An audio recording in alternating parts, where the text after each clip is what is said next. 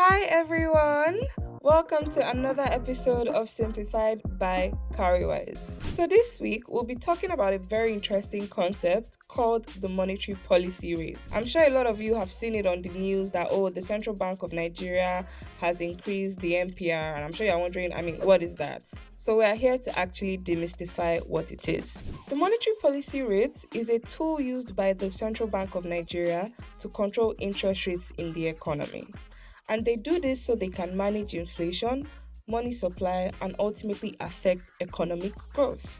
Changes in the MPR dictates how banks lend to customers and also dictates the rate at which banks receive deposits. It also controls the rate at which the central bank lends and borrows from banks.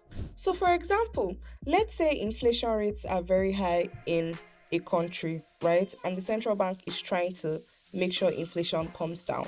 One way they can do this is by increasing the monetary policy rate to attract people to actually save and deposit their money in banks. And what happens after this? This reduces consumption levels as people aren't tempted to spend as much because now there are high interest rates and they can save. So that reduces spending, which also now reduces inflation.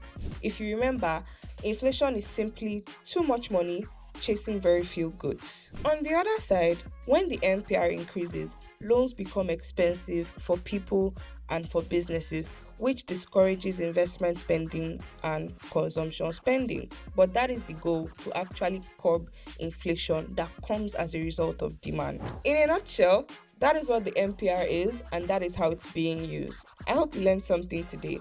Catch you in the next episode. Bye.